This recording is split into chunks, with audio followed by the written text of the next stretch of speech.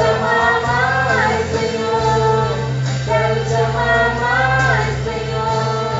Quero te amar mais, Senhor. Quero te amar mais, Senhor. Quero te amar mais, Senhor. Quero te amar mais, Senhor.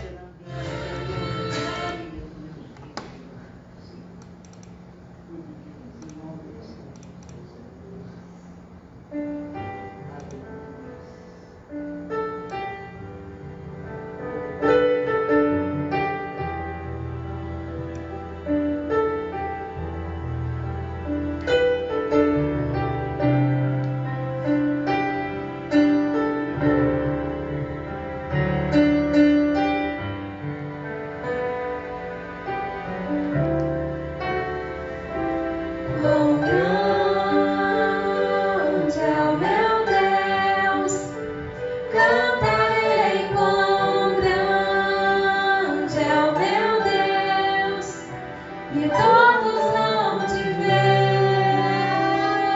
Quão grande é o meu Deus,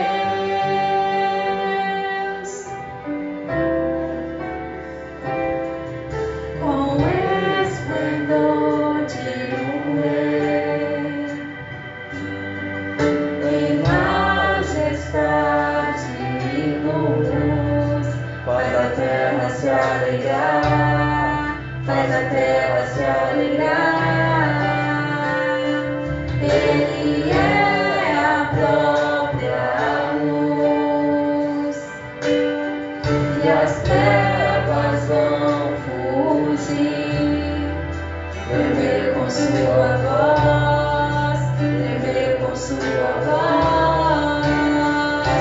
Quão grande é o meu Deus, cantarei quão grande é o meu Deus, e todos vão te ver. Quão grande é o meu Deus,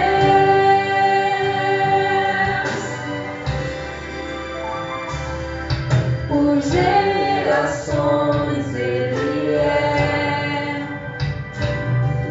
O tempo está em tuas mãos, o começo e o fim, o começo e o fim. Três se formam em um: Filho, Espírito e Pai, Cordeiro e Leão, Cordeiro e Leão. Quão grande é o meu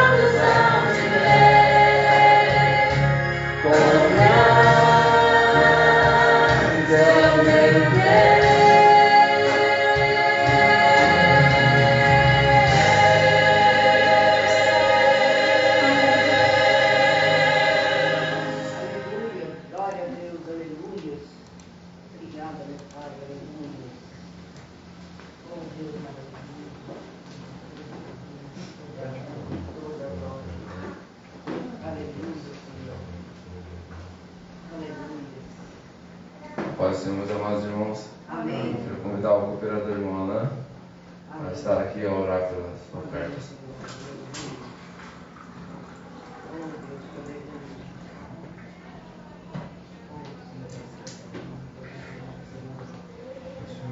Paz do Senhor, amados. Amém. Oremos ao Senhor. Soberano Deus, eterno Pai, queremos te agradecer pela oportunidade linda, maravilhosa de estar na tua presença. Nesta hora, a tua igreja, Pai, vai ofertar na tua casa, vai dizimar, Pai. Continua abençoando, Pai, o celeiro, Pai, providenciando o necessário, Pai, suprindo a cada necessidade. Tu és aquele que conhece a cada coração que aqui tem adentrado, Pai. Continua abençoando de uma maneira toda especial, Pai. Assim eu te peço e te agradeço. Em nome de Jesus. Amém.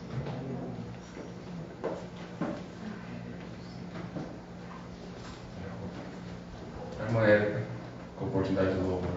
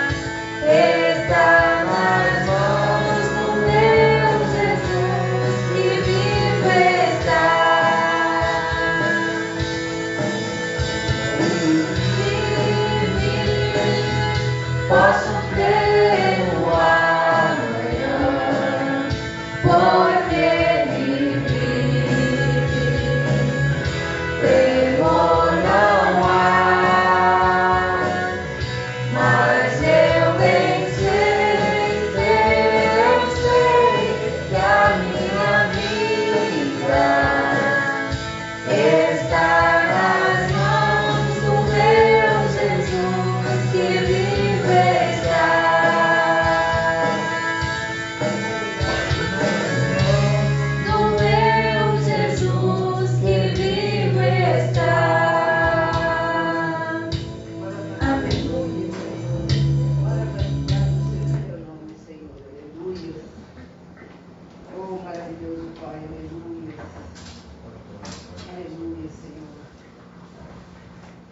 Irmãos, vamos passar para a mensagem agora. Queria que todos se colocassem de pé para a gente fazer uma oração. Oremos. Senhor meu Deus e Pai amado, eu quero te agradecer, ó Pai, por este culto, meu Senhor Jesus, que estamos prestando a Ti. Até o momento, ó Pai, tem sido maravilhoso louvar e agradecer pelo santo nome, meu Senhor. Ó Pai, mas agora é o momento da mensagem, da Sua palavra, e queremos, ó Pai, ouvir a Sua voz. Fala, meu Senhor Jesus, ó Pai, com nossos corações, não aquilo que queremos ouvir, mas sim o que precisamos. Trata conosco, ó Pai, usa o Teu Filho ainda mais. Eu te peço, ó Pai, coloca nas Tuas mãos. Em nome de Jesus, amém. Amém.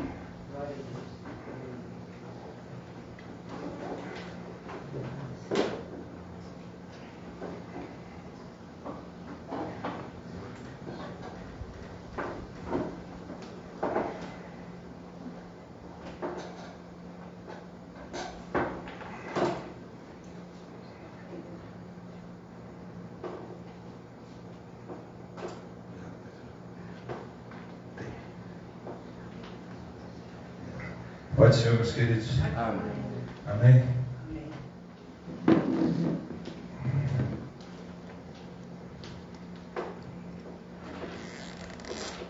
Abra sua Bíblia de novo em Romanos capítulo 1, versos 16 e 17.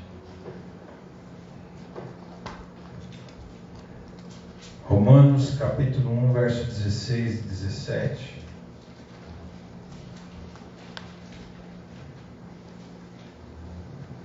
Pois não me envergonho do Evangelho de Cristo, pois é o poder de Deus para a salvação de todo aquele que crê, primeiro do judeu e também do grego. Porque nele se descobre a justiça de Deus, que de fé em fé, como está escrito, mas o justo viverá da fé. Amém? Amém. Pode se assentar, meus queridos. Queria fazer uma reflexão com vocês essa noite. Ontem nós comemoramos 503 anos da Reforma Protestante e às vezes a gente não sabe nem o que a gente está comemorando, né? E qual a importância disso.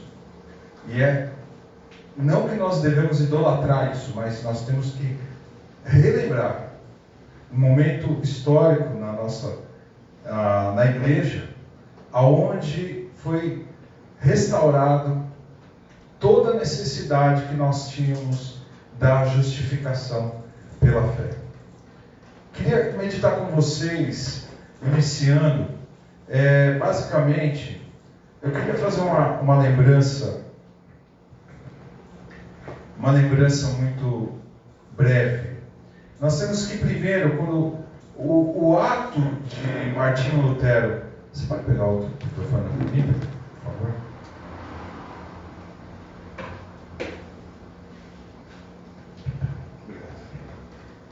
De ter colocado as suas 95 teses na porta da Catedral de Wittenberg, é plano de Deus com certeza, mas nós temos que saber que a igreja ela foi fundada para proclamar esse Evangelho. Nós somos chamados primeiro para viver a palavra do Senhor, conforme ela nos ensina. Deixa eu tentar me acertar aqui, que eu acho que fica melhor eu tiver um pouquinho. Então eu quero fazer uma recordação com vocês, que Cristo, Ele nos chamou, quando, lá na eternidade passada, quando João ele começa a dizer que o Verbo estava com Deus, e o Verbo era Deus, e o Verbo veio habitar conosco. Jesus Cristo, o Verbo sagrado, o Verbo de Deus, Deus Todo-Poderoso, Ele veio habitar conosco aqui nessa terra. Desde o início, desde o Jardim do Éden até agora, a salvação sempre foi pela graça. A justificação de Cristo sempre foi através da nossa fé. Nós fomos sempre chamados por Deus. Então, não existe dois tempos, da lei e da graça. Sempre foi pela graça. Cristo, desde a eternidade, lá no passado, Ele já foi morto antes da fundação do mundo. Então, a obra redentora de Cristo, ela já estava presente lá na eternidade passada, antes da fundação do mundo. Então nós temos uma história que se passa com o povo de Israel, uma preparação para a vinda do nosso Messias, e quando isso ocorre, na cruz do Calvário, quando Cristo foi crucificado, morto, sepultado e ressuscitou ao terceiro dia, ele proclamou essa vitória contra a morte. Hoje, nós temos a certeza e nós temos essa esperança que Cristo, ele venceu na cruz, isso tudo para se cumprir toda a promessa que o Pai tinha feito. Mas a história, muitas vezes, ela vai sendo mudada. Desde o início, lá em Atos capítulo 1, a partir do verso 11, quando Cristo ele se despede dos seus discípulos, dizendo, e os anjos vêm até ele, até nós, na verdade, que nos dizem que, da mesma forma que nós estamos vendo Cristo subir ao céu, ele voltará. Então, nós temos que anunciar essa mensagem. Essa mensagem ela começou a se perder. Logo no início da igreja, nós estamos estudando a carta de Colossenses aqui. Vocês viram que mesmo ainda quente ali o assunto, o povo já começou a se desviar. Durante os primeiros séculos, já começaram a ter os primeiros martírios. Para vocês terem uma ideia, em 161, quer dizer, os imperadores, mesmo já Nero, já começou a busca aos cristãos, a morte aos cristãos. O Nero pegava os cristãos, besuntava de betume, colocava no seu jardim, iluminava com os cristãos pegando fogo. Então você vê que a perseguição à igreja, ela sempre foi maciça, e é até hoje. Só que quanto mais a igreja era perseguida, mais ela crescia. Quanto mais cristãos entregavam sua vida glorificando a Deus, mais a igreja crescia. E a igreja que mais cresce normalmente é aquela igreja silenciosa, que ninguém enxerga, que é aquela que fica debaixo da terra, que é aquela que não aparece para o mundo, que nós chamamos de igreja invisível, que só Jesus sabe. Então nós já temos aqui alguns mártires. No ano de 161, uma senhora chamada Felicidade, ela tinha 7 filhos, e ela foi perseguida pelo o imperador romano Marco Aurélio, e a única forma de você escapar da morte era você negando a Cristo. E ela disse assim: viva, eu te vencerei se me matares, em minha própria morte te vencerei ainda mais. E todos os seus filhos morreram na sua frente. Os seus 7 filhos foram mortos na sua frente. O mais velho foi espancado até a morte, 2 foram golpeados por clavos, o 4º foi jogado de um despenhadeiro, 3 foram degolados e por fim, depois de muita tortura, ela foi decapitada. Mas não negou a Cristo. A perseguição acontecia e normalmente em cada casa tinha pelo menos um mártir. Nós vemos aqui Juliano, ele nasceu na Cilícia, ele foi preso por ser cristão, foi colocado dentro de um saco de couro, com um monte de serpentes e escorpiões, e foi lançado no mar, só porque não negou a Cristo. E a perseguição continuava. Para vocês terem uma ideia, o Coliseu foi inaugurado no ano 60. Foram 100 dias de comemoração, de morte de cristãos, enrolados em peles de animais, para que os cachorros, os leões, os matassem. E é interessante que no ano 313 houve o Edito de Milão, aonde, depois de muita perseguição, os cristãos que viviam escondidos nas cavernas, as catacumbas, depois de um grande massacre, muito sangue derramado, 313 no Edito de Milão, já não era possível mais, eles entenderam que não era possível mais acabar com a igreja com as armas e pela violência dos homens. Até que Constantino, o imperador romano, ele se converte, depois de ele ter tido uma visão que ele viu uma cruz, que essa cruz estava escrito assim, ele via escrito, com esse sinal vencerás. E diz que ele venceu a batalha. E quando ele venceu a batalha, ele resolveu se tornar cristão. Constantino se convenceu que não seria possível vencer os cristãos à força. Até porque Tertuliano, um mártir também, disse que o sangue dos mártires é semente. Não se mata a semente plantando-a. Deste sangue floresce a igreja.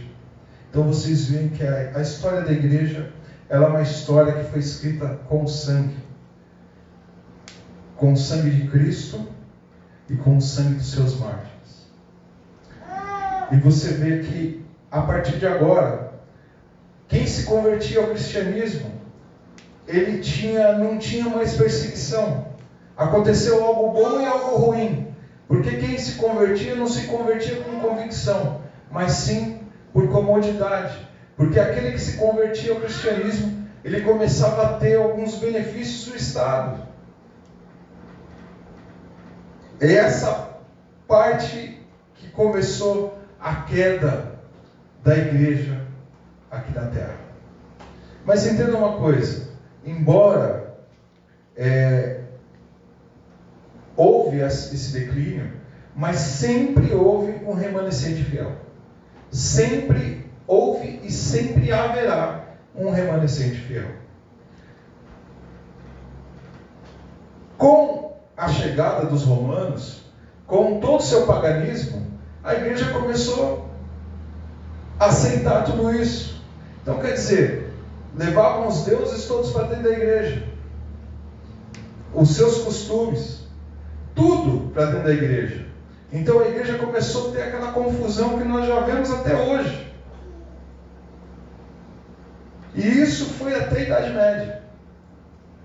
Durante a Idade Média, começaram algumas disputas e a igreja ela começou a se dividir.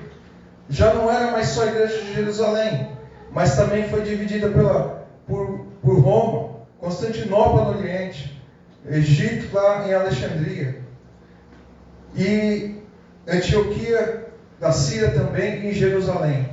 Só que o imperador Focas, no Império Romano, ele chamou o primeiro bispo de Roma, que foi Gregório I, para que ele tomasse o local de todos os bispos, que fosse o chefe supremo da igreja na terra. E ele disse assim: qualquer que aceitar esse título deve ser considerado um anticristo, pois só Jesus, Filho de Deus, pode receber esse título. Isso foi em 604. Em 607, Bonifácio III aceita esse cargo. E foi o primeiro Papa. Então nós vemos que primeira coisa, o primeiro Papa não foi Pedro. O primeiro Papa foi instituído pelo imperador Focas, e o primeiro papado aqui começou com Bonifácio III como bispo de Roma. A partir daí alguns desvios doutrinários começaram a entrar na igreja, mas assim, de definitivo. Aí você começa a ter a ideia de que Maria começa a ser adorada como mãe de Deus. A transubstanciação, que nós vamos agora, daqui a pouco, celebrar a Santa Ceia. A igreja começou a dizer que os elementos eles não simbolizam Cristo. Quando consagrados, o pão se torna carne, o vinho ou o suco de uva se torna sangue. E a igreja nunca enxergou dessa forma. O perdão dos pecados deveria ser diretamente com o bispo, ou o padre, ou o oficial da igreja. Você não precisava mais ir até Cristo. Você pedia para alguém ouvir os seus pecados, ele te dava alguma coisa para você, como que eu posso dizer? Alguma coisa para você pagar, orações, andar de joelho, alguma penitência, lembrei o nome agora.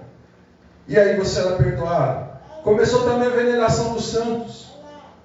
Então quer dizer, você não precisava mais pedir para que Jesus intercedesse, não, você pede para os santos. Santo Antônio, São Pedro, Santo Agostinho e assim sucessivamente. A época das indulgências. O que eram as indulgências? Meus queridos, para vocês terem uma ideia. As indulgências, quando você tinha pecados, se você provavelmente você fala, poxa, eu vou para o inferno. Em vez de você pedir perdão para Cristo, ser justificado por Cristo, ser perdoado por Ele, você comprava um papelzinho lá e pagava uma contribuição que te eliminava. É como um apóstolo que vende terreno no céu agora, há pouco tempo, estava vendendo. É exatamente isso. Praticamente você compra o seu perdão. Você não precisa mais se achegar a Cristo e se arrepender. Você compra o seu perdão e ponto. O culto aos mortos, essas missas de 7º dias aí que vocês veem, sabe, o dia de hoje mesmo, o dia de Todos os Santos, a invocação dos mortos, a oração mediada por muitos santos e muitas outras coisas, gente. Você sabe o que eu ouvi hoje? Porque a gente sempre ouve o outro lado também, né? Porque assim, não é só a gente que tem razão. O outro lado que sofreu dano aqui, com esse rompimento, diz que nós somos hereges, por pensar o contrário. Porque se a igreja já vinha há 1000 e poucos anos pensando de uma forma, e existe um rompimento, nós somos hereges. Nós somos infiéis, nós somos apóstatas. Apóstatas quer dizer que você se desviou da fé, totalmente. Mas mediante esse cenário todo, gente, só para que vocês entendam, em 1483, nasce Martinho Lutero. Ele veio de uma família simples, mas o desejo da reforma na igreja já não é só a partir do nascimento dele. É antes também. Porque as pessoas, até os próprios católicos, Erasmo de Roterdã era um católico, que ele ansiava pelas reformas da igreja. Martinho Lutero, quando começou as reformas, não queria o rompimento. Queria que a igreja enxergasse isso. Mas, 100 anos antes que a reforma se acontecesse, 102 anos, o Papa pegou um senhor chamado John Huss, que é um dos precursores da reforma protestante, que a tradução do nome dele é ganso, e colocou no cárcere e depois condenou à morte na fogueira. E na fogueira ele cantando, ele disse assim: vocês estão queimando um ganso hoje, mas daqui a 100 anos virá um cisne que vocês não irão calar. Enquanto isso, em 1483 nasce o cisne. Martinho Lutero nasce. Família simples. E Martinho Lutero, ele cresceu e ele começou a trabalhar, ele começou a estudar, só que ele não tinha o chamado ainda para ser monge. E um belo dia ele estava voltando para visitar os pais e um raio cai perto dele e quase mata ele. E ele, tremendo de medo, ele gritou: Santa Ana, se eu sair vivo dessa, eu vou para o mosteiro e vou servir como monge. E ele cumpriu a promessa dele. Então você vê que o chamado dele foi dessa forma. Mas antes ainda desse chamado, nós temos que levar alguma coisa em consideração. A Igreja Católica, ela procurava matar aqueles que iam contrário à sua doutrina. Nós temos alguns pré-reformadores também, para vocês terem uma ideia, foram mortos na França, numa cidade chamada Albi, mais de 1 milhão de pessoas foram mortos por não concordar, porque a pregação de John Huss era da justificação pela fé, pela salvação pela graça. Então, quando você começa a ter a pregação, o esboço da Bíblia, abre os olhos das pessoas, porque até então a Bíblia não estava na mão do povo. A Bíblia estava confinada dentro dos mosteiros. Martinho Lutero, durante toda a sua vida, ele não teve acesso à Bíblia, ele só foi ter acesso à Bíblia quando ele foi para o mosteiro ser monge. Então você tem aqui, antes de Martinho Lutero, John Wycliffe, ele foi chamado da estrela da alva da reforma. Ele traduziu a Bíblia para a língua inglesa. Então a Bíblia só estava no latim e ele já traduziu para a língua inglesa. John Huss morreu na fogueira, como eu falei para vocês. E ainda na morte dele, ele estava clamando na fogueira, pedindo para que Deus perdoasse aqueles que estavam executando ele. Jerônimo de Praga, companheiro de Huss, ele sofreu o mesmo suplício, cantando hinos nas chamas até o último suspiro. Nós temos aqui Jerônimo de Savonarola,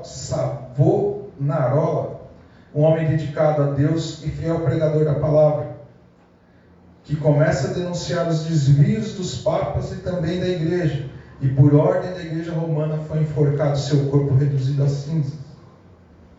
O interessante é que Martinho Lutero sempre se considerou uma pessoa muito simples. E ele sempre disse assim: sou filho de camponeses. Vários acontecimentos influenciaram no entrar para a vida monástica. Primeiro achou a biblioteca, um livro dos livros, uma Bíblia completa em latim. Depois, ele continuando a ler as Escrituras, seu coração começou a perceber a luz. Sabe, meus queridos, um dos pontos iluminantes da biografia de Martinho Lutero é sua visita a Roma, que ele celebrou mais de 10 missas lá. E ele subia as escadarias paganas penitências de joelho. E um belo dia ele estava subindo as escadarias paganas penitências, porque Martinho Lutero, ele era extremamente religioso. Ele se confessava todo dia. Ele pagava as penitências, ele andava de subir a escada de joelho, as escadarias de joelho. E um belo dia, subindo a escadaria de joelho, ele ouviu esse verso de Romanos capítulo 1, verso 17, que o justo viverá pela fé. Deus falou com ele subindo uma escada de joelhos. E você vê que ele se tornou um doutor em teologia e ele continuou fazendo seus ensinos. E de repente, um belo dia, ele enxerga que alguma coisa está errada na igreja. O Papa Leão X, ele contrata Michelangelo para pintar a parte de dentro da Basílica de São Pedro, e cabe o dinheiro para pagar. E ele chama um bispo chamado Alberto, e ele disse assim, que ia vender as indulgências, vender a salvação para as pessoas, e parte daquilo ia ser devolvido para o Papa. A partir do momento que ele devolve isso para o Papa, Martinho Lutero se revolta. E ele manda uma carta para o Papa que diz assim, portanto suplico com toda a humildade a Vossa Excelência que se digne deixar de enganar e roubar o pobre povo, e que se mostre como um bispo e não como um lobo. E demasiadamente público que as indulgências são uma descarada patifaria e uma farsa, que é Cristo quem unicamente deve ser pregado ao povo. Não pode esconder-se na ignorância como desculpa para o seu pecado. Que perigo para um bispo se o evangelho for silenciado. E termina a carta dizendo: o que eu posso fazer? Eu sou apenas um monge. E o que ele fez foi escrever as suas 95 teses. É interessante que dia 31 de outubro de 1517, ele afixou aquelas teses na porta da Catedral de Wittenberg. A gente pensa que parece que foi uma situação assim anormal, né? Mas era algo comum, porque todo mundo que queria discutir alguma coisa ia lá e grudava lá a sua tese, o seu manifesto. Mas Martinho Lutero ele usou a estratégia. Ele grudou a sua tese na véspera do dia de Todos os Santos. E por incrível que pareça, o que fez com que essas 95 teses elas corressem ao mundo naquela época foi que a imprensa tinha acabado de ser inventada. Então, demasiadamente rápido, aquelas teses elas foram traduzidas para o inglês, para o espanhol e para o latim, e chegou rapidamente na mão do Papa. E quando chega na mão do Papa, o estrondo acontece e Martinho Lutero ele é convocado a se explicar. E ele não vai. Por que ele não vai? Primeiro, ele ia ser excomungado. A partir do momento que você é excomungado, num contexto desse aqui, você é um procurado da polícia. Você é um procurado do Estado. Você é condenado automaticamente à morte. E ele não foi. E o Papa enviou a excomunhão dele e chegou a Lutero no ano seguinte. E nós temos aqui também uma bula que foi feita na cidade de Worms, onde que o imperador Carlos V ele convoca Lutero e também todo o clero para que eles se entendam. E o Papa pede para que Lutero volte atrás, negue tudo aquela besteirada de salvação pela fé, justificação pela fé, salvação pela graça. Aquelas 95 teses era só jogar fora. Mas uma das partes mais interessantes, quando Martinho Lutero está chegando perto do castelo onde ele ia ser interrogado, ele estava indo numa carruagem junto com seus amigos. E aí ele se levanta na porta do castelo e começa a cantar o nosso hino 312, Castelo Forte. E ele disse que Castelo Forte é o nosso Deus. E ele argumenta junto com o Papa. O Papa dizendo a ele: se não me refutares por testemunho das Escrituras ou por argumentos, desde que não creio somente nos papas e nos concílios, por ser evidente que já muitas vezes se enganaram e se contradizeram uns aos outros, a minha consciência tem que ficar submissa à palavra de Deus. Não posso retratar-me, nem me retratarei de qualquer coisa, pois não é justo, nem seguro agir contra a consciência. Deus me ajude. Amém.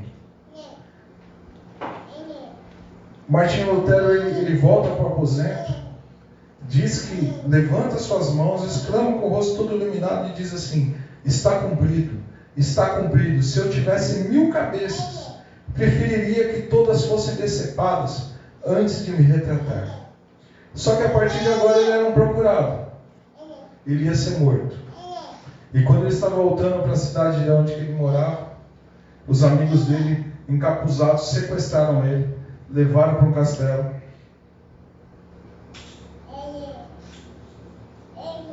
E os seus amigos prenderam no castelo e jogaram para a notícia dizendo que ele estava morto. E o seu codinome nesse castelo, onde ele foi acolhido pelo príncipe da Saxônia, foi de Cavaleiro Jorge. E durante 11 semanas ele ficou traduzindo o Novo Testamento do latim para o alemão. E foram impressos mais de 100 mil exemplares e foram vendidos em 40 anos depois que ele traduziu.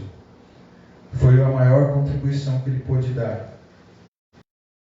à igreja naquele momento.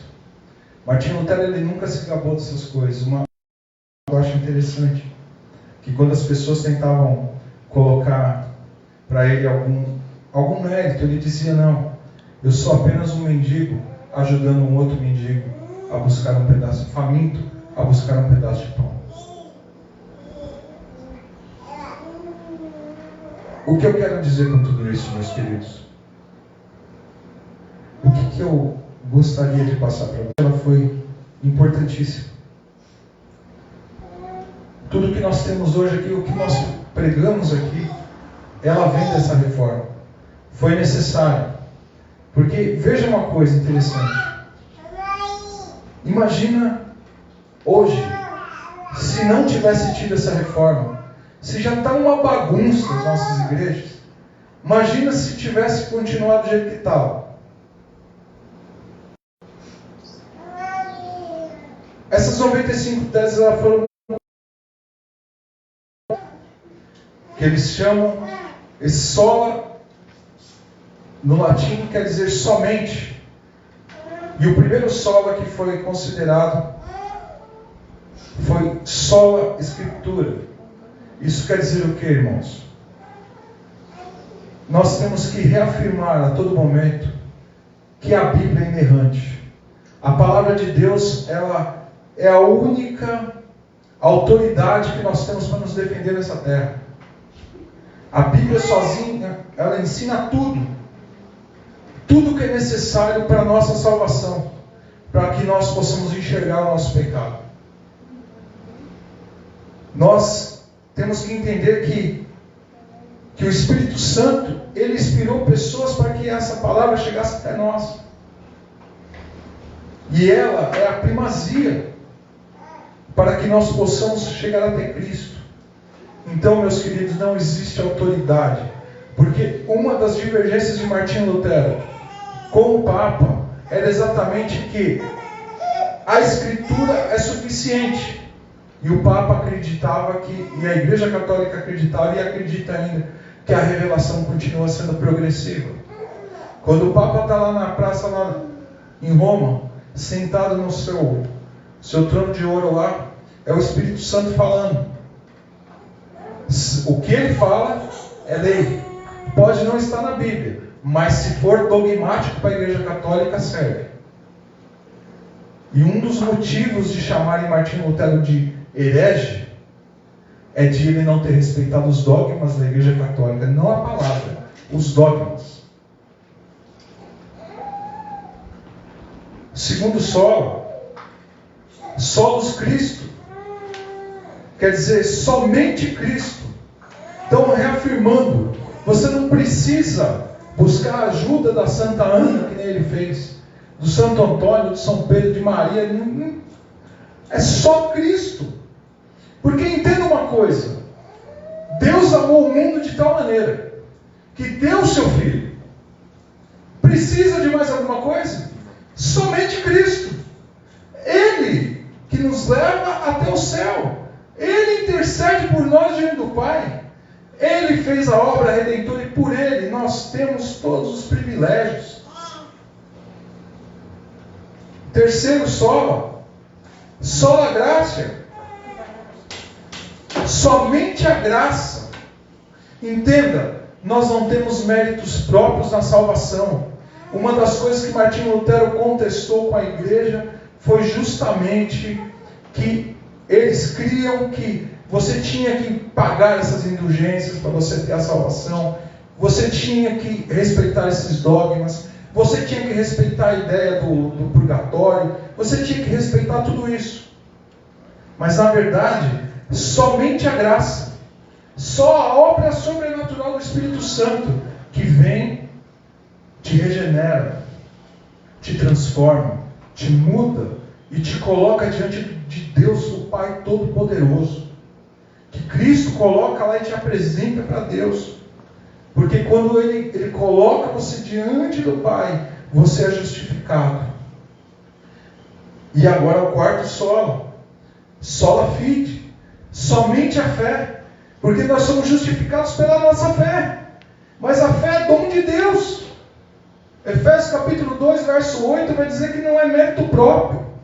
Deus ele vem com a sua autoridade, com a sua soberania sobre cada um de nós, e Ele faz esse trabalho. Não sei o porquê que Ele nos ama tanto, que Ele faz tudo que a gente não merece. E se você acha que você merece, se converta, porque não merece. Eu não mereço, ninguém merece. E essa fé é sobrenatural, porque é uma fé salvífica, que vem lá do trono de Deus. Ele que traz essa fé, Ele que derrama essa fé. E nós somos justificados.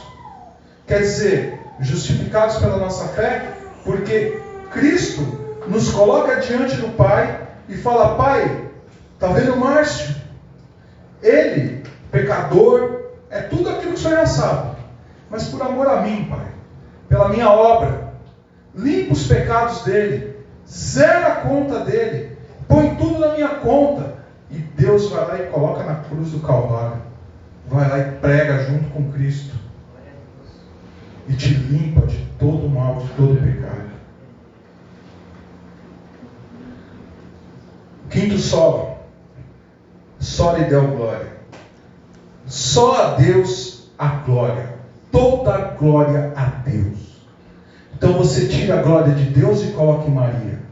Não que ela não tenha importância, mas você tira a glória de Deus e coloca num santo qualquer, na Imaculada. Você tira a glória de Deus e coloca na cabeça de um apóstolo. Entenda, só a glória, toda a glória a Deus. Então a salvação é realizada por Deus. E toda a glória tem que ser dada a Ele. Só e somente. Concluindo, meus irmãos. A lei, no Antigo Testamento, dizia: faça isso. Mas nunca era feito. A gente não conseguia. Cristo veio e cumpriu a lei. A graça diz: creia em um ou uma única pessoa, solos Cristo, e aí tudo terá sido feito. Lutero, e é o que Lutero entendeu nas 95 teses dele. Para vocês terem uma ideia, a tese de número 56 diz assim: os tesouros da igreja, dos quais o Papa concede as indulgências, não são suficientemente mencionados nem conhecidos entre o povo de Cristo. Esta igreja, que deveria estar pregando o Evangelho, não entende o Evangelho. O que adianta a gente angariar? É o que eu pergunto para vocês toda sexta-feira, toda vez que a gente para tomar um café, toda vez que a gente conversa sobre esse assunto. Será que o povo que está pregando o Evangelho hoje, crente ou não, entende o que está pregando? Conhece o Deus? Nós estamos estudando sobre adoração. Nós só podemos adorar aquilo que nós conhecemos. Será que eles conhecem? Será que esses aqui conheciam? Será que a gente conhece? A tese 92 e 93 diz assim: fora, pois, com todos esses profetas que dizem ao povo de Cristo: paz, paz, sem que haja paz. A 93 diz assim: que prosperem todos os profetas que dizem ao povo de Cristo: cruz, cruz, sem que haja cruz. Cristo fez por nós e não a cruz para nós. Então quer dizer, Cristo tomou a cruz para Ele, para não ter que dar para nós.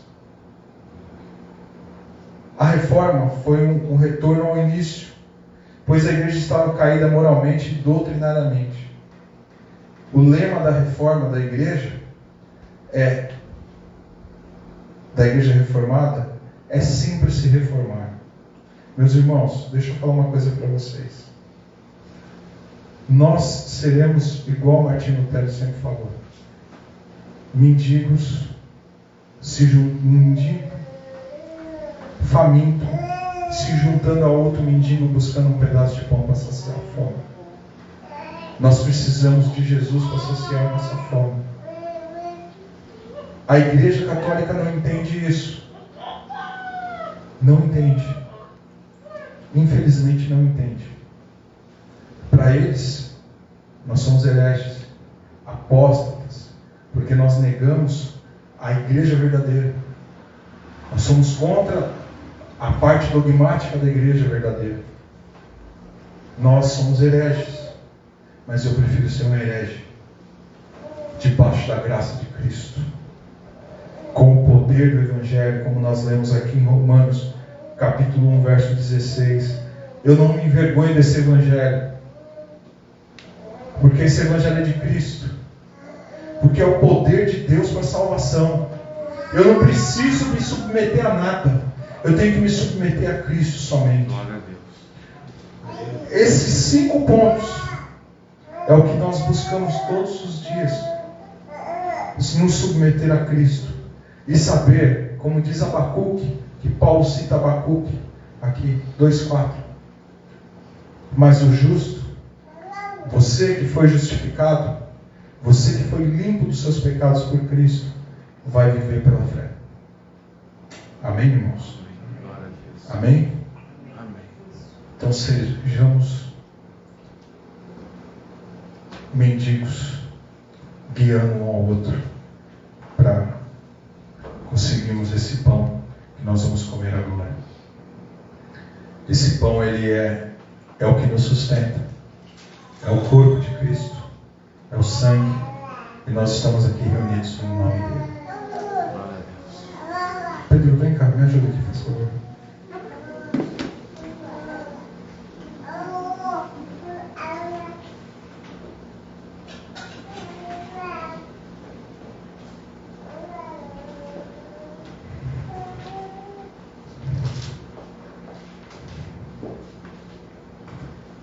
Meus irmãos,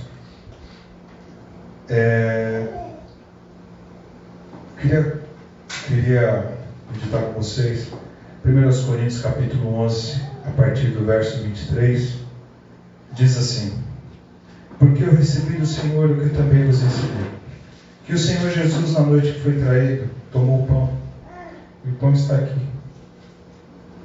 e tendo dado graças, o partiu, e disse: tomai e comei, isso é meu corpo que é partido por vós, fazei isso em memória de mim. Semelhantemente também, depois de cear, ele tomou o cálice, está aqui, e disse: este cálice é o novo testamento do meu sangue, fazei isso todas as vezes que beberes em memória de mim. Porque todas as vezes que beberes, que comerdes este pão e beberes esse cálice, anunciar a morte do Senhor até que venha. Então, na Santa Ceia, nós declaramos a morte, a ressurreição e a volta de Cristo. Então, nós temos que celebrar não somente a morte, mas a ressurreição, principalmente também a volta de Cristo, porque Ele nos prometeu que virá buscar a sua igreja.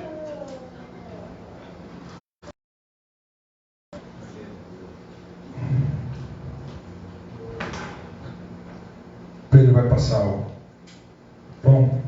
Vocês peguem um pãozinho e segura na mão um pouquinho que a gente já...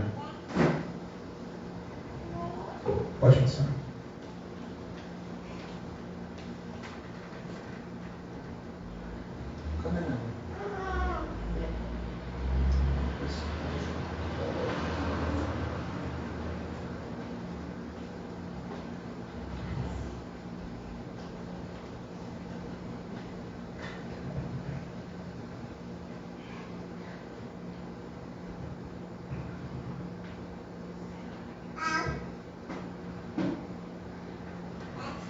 Pedro.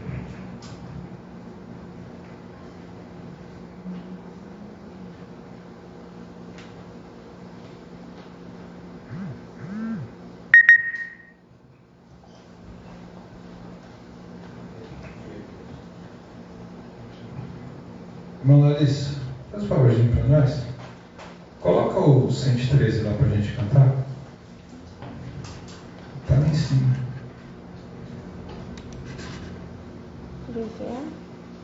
Isso.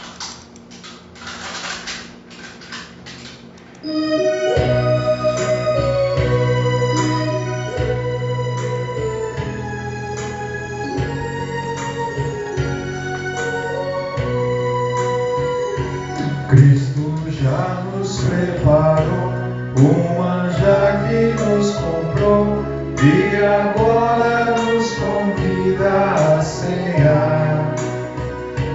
E com celestial mandar que de graça Deus te dá, vem faminto tua alma saciar. Vem cear, o Mestre chama, vem cear. Mesmo hoje tu te pode saciar. Poucos pais multiplicou, água em vinho transformou.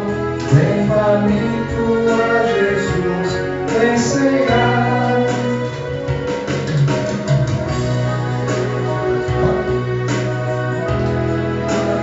Irmãos, vamos orar. Vamos consagrar nosso pão. Fica de pé um minutinho. Senhor, eu te agradeço, Pai, eu te louvo por nós estarmos aqui reunidos, que a tua mão, Pai, está sobre nós. Meu Deus, eu peço que a tua graça, a tua misericórdia, Pai, nos envolva. Que o Senhor, Pai, consagre esse alimento. Abençoe, Pai, as nossas vidas, Pai. Senhor, possamos comer desse pão e que a tua mão, Pai, agora nos sacie de toda forma. Senhor, toma-nos pelas mãos, porque eu te agradeço, Pai. E eu te louvo em nome de Jesus. Vamos todos comer, irmãos.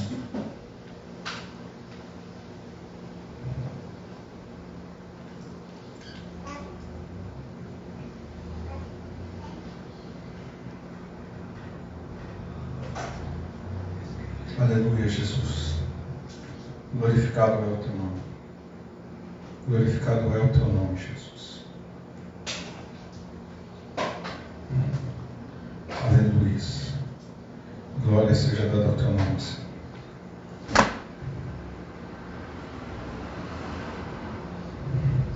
Você vai receber o cálice agora também. Pode ir.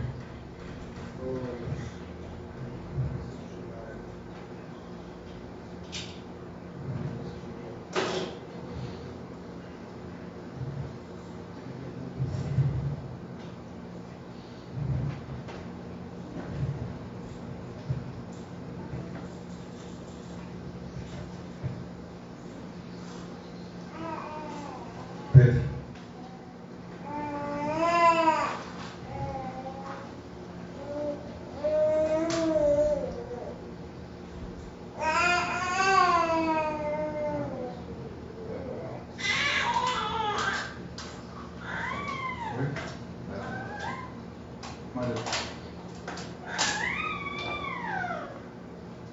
A diaconisa Flor.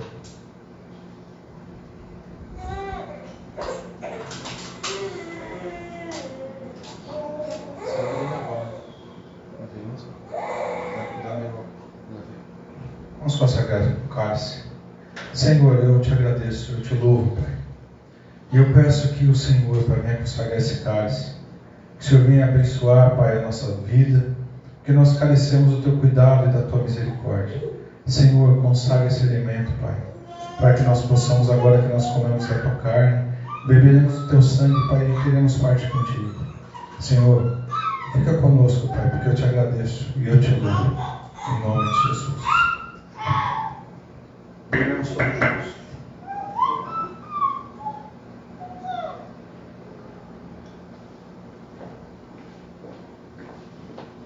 Vamos já pedir.